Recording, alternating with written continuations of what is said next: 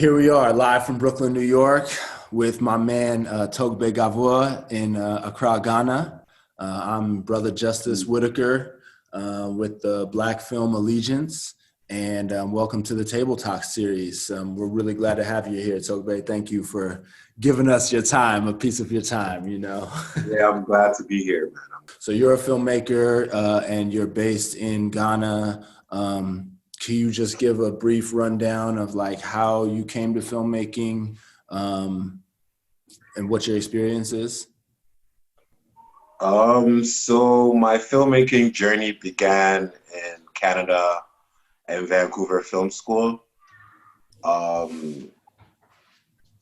to that, I was studying in the University of Ghana, and my thesis was on the influence of the Western media on the African image.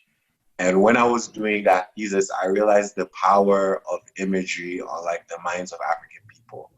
Mm-hmm. And my research showed like what US foreign policy towards Africa is based on what Hollywood and CNN shows. What you see about Africa mostly in Hollywood is like Hotel Rwanda, Blood Diamonds, Beast of No Nation. Yeah, you know what I mean? Last King of Scotland. Yeah, it's just war, suffering. You know what I mean? True. And I realize it's not gonna change. You know what I mean? Like us Africans have to like start telling our own stories ourselves. Yep. You know what I mean? So that's when I decided to become a filmmaker, and I went to Vancouver Film School, learned how to make films, and have been making films ever since. In 2016, I moved back to Ghana from Canada to work on a feature film. Initially, I had a script, but we weren't able to raise the money for that script. And so I came up with a simpler script, which was Lucky. Listen, if you don't bring the rest of your hostel fees by the end of tomorrow, I have no other option than to move you out. Cool down. You already know where I took some like for Tonato. I think get gunpowder, get buyer. So you will brand that. High grade, man, Charlie. What do you do? You are, and they talk about a laptop. So Lucky follows the story of Lucky, who's like a Twitter. His whole sense of self is derived from Twitter. Like he's always online. Like his whole personality is based on his Twitter. And he lands a date with one of the most popular chicks on Twitter. But unfortunately, in real life, he doesn't have money to take her out. So the film follows him and his best friend Wadada trying to sell a laptop so they can make money to take this girl out on a date. Nice. Perfect. Classic. We premiered it in 2018. It did really well. It got really good reviews. Got some really good reviews. The only thing is, unfortunately, we're still yet to break even. So to break even, yeah. I love Lucky, man. It's a great film, and congratulations, on even just getting your first feature done. Thank you. Yeah. What I love about Lucky, is like in the same way that you say, a lot of the cinema is like just that war and all of that negative portrayals of the African continent. I think a lot of times Black filmmakers also in the States are like looking for something that's like really spiritual or about slavery or about the return home. Like a lot of times we're in that mentality. And what I love about Lucky is like, it's an everyday story. It's a story that's universal. You could play it in Hong Kong, you could play it in Sweden, and like people are gonna laugh at those jokes. It's a classic story. You brought it to the theaters. You didn't break even. What is the main sort of distribution route, pre-COVID, but like in general in the Ghanaian film scene, like what is the sort of general route? It's mostly theatrical there for releases? It's mostly theatrical. Like local films is the theaters. Shows in the theaters for about 2 weeks. and then that's it. So like the game is like promote your own film, whatever marketing you can get on board. It runs in a theater for 2 weeks, and during that time, you're trying to recoup the entire budget of your film. Yeah. Right. It's crazy. Right. Yeah. Yeah. Now, how does that work with like tell me about what was going on in Kumasi and how that relates. You guys have your own kind of version of Nollywood up there and out there in Ghana too, or? In Kumasi, the business model was to churn out as much films as possible. Mm-hmm. So like they invest a little bit of money and to make as many films as possible, to make as much money as possible. Right. So Kumawood at its prime was like churning out like 50 films a week. Mm-hmm. So it's kind of, go ahead. But unfortunately, the quality of the film suffer because of this. Right. You know what I mean? Right. You're not like the best of films, you know? Right. I mean? Right. And sometimes even good stories, but still just bad films. Like, yeah, exactly. I think that's, I mean, the quantity over quality, quality over quantity, you know, that whole perspective is definitely the thing there. So in terms of what do you think is the next pathway? Like, how can we see Lucky? Like, we can't see Lucky. It's not about how can we see Lucky, but like, how can we get distribution out to y'all? How can y'all get your films out to the world? Like, what do you think we need to do to really develop those kind of pathways? Like, some things are changing with Netflix. Do you know anyone that got a film on Netflix or has even had an opportunity? I know a couple of people that got their films on Netflix, which is cool. I would like to get my film on Netflix. We're working on it. Sure. But apart from Netflix, there's not any local streaming service. Mm-hmm. There's YouTube. You know what I mean? But like, not everyone wants to make a film and put it on YouTube. Well, how are people watching films in Ghana? Like where are people mostly watching their content? Like, if you wanted the most Ghanaians to see your film besides the theatrical release, like, what is the culture out there in that way? How are people watching films on television? So you need to get like Lucky on like a broadcast deal with like Ghanaian national TV or whatever. Right.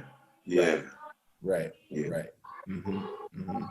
Yeah, man. The whole distribution game is a trip, man. Later in our Table Talk series, we're going to be speaking to a brother who's down in Brazil who's just creating his own streaming service for Black content. You know what I mean? And he's just trying to go global, mostly in the Portuguese-speaking Black community, Angola. He's from Angola.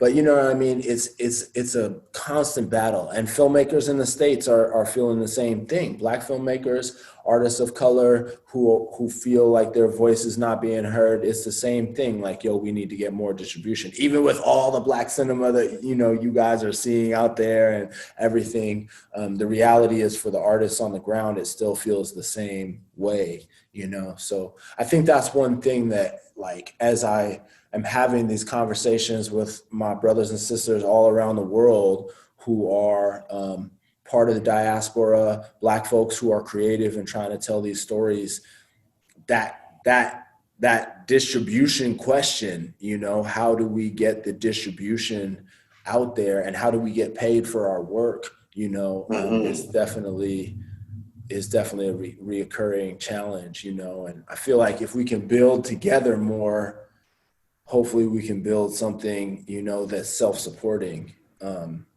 What were we saying about the community out there? Like, do you feel like it's a tight knit, like everybody's building together so we can all rise up? Or, you know, I'm sure you have your circle, but like, what is it like in terms of the overall landscape in the filmmaking community out there with creatives?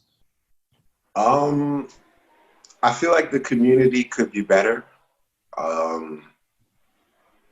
like we all know each other, filmmakers know each other, we exchange notes here and there, but I feel like the community could be way better, way more stronger. You know what I mean? There's a lot of cliques, lots of mini communities within communities. You know what I mean? But I feel it could be way better. Yeah. Yeah.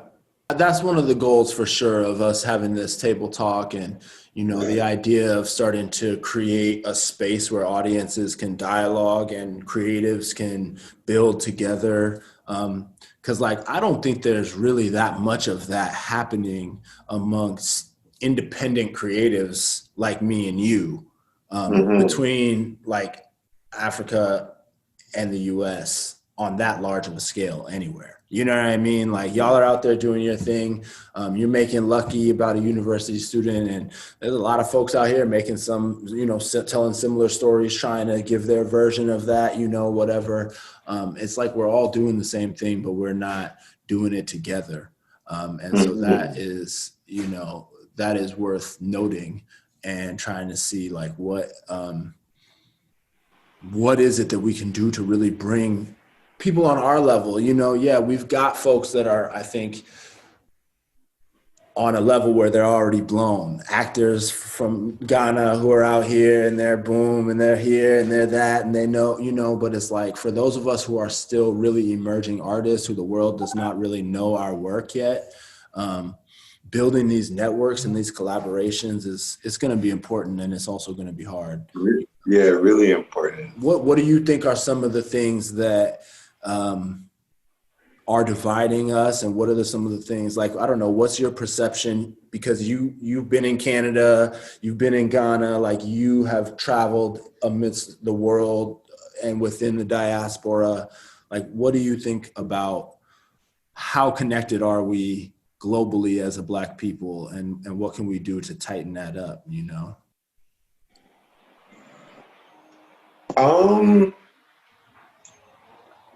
As a global, as an African diaspora, I feel we need to get to know each other better. Like Africans, continental Africans need to get to know African Americans better, and African Americans need to get to know continental Africans better. Because unfortunately, there's a lot of miscommunication and misunderstanding between the two groups. You know what I mean? Like the other day, I was hearing this argument between an African American sister and an African brother, where the African brother was trying to tell her she's not African. And stuff like that. You know what I mean? So I feel like our relationship needs to be better. And I feel one way in which our relationship could be better is through cinema. If we're seeing the cinema, like, you know what I mean? If we're seeing more African films that are showing Africans as they are, it gives us an opportunity to understand the way Africans live or the way Africans behave. You know what I mean? But we don't get that. We don't get that. The African films that we get are coming to America. You know what That's I mean? why we need Lucky. Yeah. That's not a true reflection of how Africans are. And like the movies that get here are like hood movies and gangster movies. All African Americans are gangsters and hoodlums. And that's not a true representation of African Americans either. Of course. You know what I mean? So I feel like the more stories that are being told to cinema, the bigger opportunity each group has to see. You know what I mean? Yeah, man. Yeah, no, I mean, that's what, like I said, that's what I love about Lucky. Like, it just opens up a whole side that I think people are not, you know, really even thinking about. And yeah, it's sad. It's funny. Like when I was first in Ghana, when I was in college in like 2000, early 2000s, 2005, I was in this rap battle out there that the radio station hosted.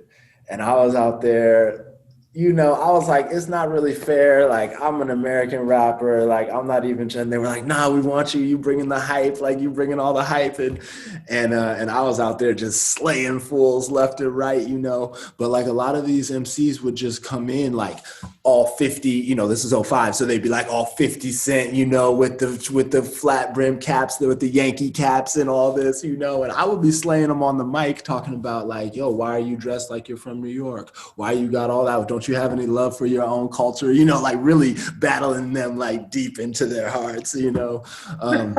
But it's just that's how it is in certain folks who are not, like you said, looking past what the media is feeding us about each other. You know, the media is feeding us all these different things about each other. And the other thing is like they're doing it through like a funnel, where it's wide on our end, where we're just pushing all this American content out there. And then on the other end, it's like this little drip. What we're getting back is like a drip, you know, oh, something African here, here's a little something. Oh yeah, here's a little bit of that, oh, one thing, you know, and then it's just like, I haven't seen, you know, until some of the most recent content that came out, but just even not even talking about series and episodic, but like, you know, it's like the last movie was, like you said, Beast of No Nation. After that, it was like Queen of Catway. Since then, it's been like nothing. You know what I mean? And it's like, well, why are we getting these drips, like these little tiny, like, oh, you want something that's African? Like, here's this. Meanwhile, there's a lot more independent content. And of course, you know, Atlantics and all these other films that Netflix is starting to mine in there. But when I use that term, I use it intentionally, you know, because the history of mining Africa for resources is inherently exploitative. So I'm hoping that, like you said, we can get our voices to be the commanding, you know, power, not me and you, but folks like us that are on the ground who are just trying to tell a much richer interpretation through cinema, like you said, man, that could be shared on both sides. Because I agree with you, there's a lot of learning. And I know it because I've done it. I've had all, you know, not all by any means, but, you know, all the experiences that I've had are learning experiences once you get out on the continent, you know, and start spending time with brothers and sisters, just like how you and I connected. Somebody who said, oh, you need to come over here and meet these folks. And, you know, then you're like, oh, yeah, we have a kinship. But that is definitely not happening. You know what I mean? For the majority of folks that it's happening for. And then also, you know, you got a lot of people going out and, it's the year of return. So here we go to Ghana. We're going to go to like 6 parties in December and the slave castles and the Nkrumah, memorial, and then get on that plane and come back and be like, Ghana's lit. And you're like, yo, have you even chilled with some folks out there, really, or not, you know? And that's not an indictment of, someone who's going for the year of return. That's important. And everybody needs to do that. But it's like, we can't stop there. We can't just have that one super positive experience. Like, we really have to learn each other, like you said, and get to know each other and build connections with everyday folks like you and JP and like folks that, you know, just become friends and just become, you know, what do you think about this script idea? Have you watched this show? Like the same conversations that we're having with, you know, our folks out here. But there's just not a lot of channels, you know, to have the kind of dialogue like that. So, I mean, that's why I'm happy. That's why I'm happy about this what we're doing right now. Right. Yeah. Because, you know, I mean, it really just needs to be like the same thing. I mean, even COVID like is doing the same thing, where it's just the same folks that you used to just chill and have over to your house and sit on the couch. You can't do that now. So you got to do this with your family, with your brother, sister. That's what's happening all over America, all over the world. And it's like, let's extend that to folks that normally, you know, we only get to sit down on the couch every 3 years together because we're across the globe, but we can just have these conversations. We can get to know each other, you know? So yeah, man, it's important, and I appreciate it, bro. I appreciate you taking the time just to come on and have the dialogue in a public forum, because that's like not always, you know. I'm excited because like me and this sister were talking about this the other day, where it's like we need more Black filmmakers coming together to make films, kind of like how in the 70s, like the white boys got together, Martin Scorsese, Francis Ford Coppola, Brian De Palma, they got together and created a film movement, or like the French New Wave, where like Francois Truffaut, Jean-Luc Godard, they all got together and did something different. I feel like it's about time that African filmmakers, when I say African, I mean Africans on the continent and diaspora, get together and have an agenda in cinema. Right. You know what I mean? We should have an agenda. We should be able to, like, you know what I mean? Carve our own. Yeah. We were talking about that last time I was out there. Afro Nouveau, I think we were saying, like, just, you know, the African New Wave, man. It needs to be there. And it is, you know, this is the thing. I think that is happening in the sense that some of these big studios are giving us a little bit of FaceTime and putting films like Atlantics and other, you know, African creators, Mo Abedu and in Nigeria, and these people are getting, you know, deals with Netflix and stuff like that. But that's not a movement. That's not the African New Wave. That's some people that the industry is saying, we're going to give you the voice, and we're going to give you the voice, and we're going to, when you have that, you know, like the French New Wave, or like you're talking about, like just a whole collective of artists who are working together and really pushing that agenda, and also just making noise, where you're like, when you look at me, you look at them. And when you look at them, you look at them, you know, just like, you know, Alfonso Cuarón and all those dudes in Mexico, they're doing that right now. They're just banging out. They're just like, Oscar, you know what I mean? Oscars, you know? And then it's like, you look at what they're doing down there, and it's like, yeah, that's a movement. That's a movement. It's undeniable. And they're all friends. And that's why it works. You know, they're all friends and they work together to produce high quality content. So yeah, man, we're getting there one step at a time, man. So, well, I want to thank you for, you know, for spending time with me and with the Black Film Allegiance community. And, you know, let's try and do this more in 2021. You know, let's try and let's try and do this more in 2021. And there'll be more opportunities too. You know, I think everybody is starting to pay attention to what we're talking about. And this is the beginning of building something much bigger. You know, that's at least what I'm hoping for. So, yeah, man.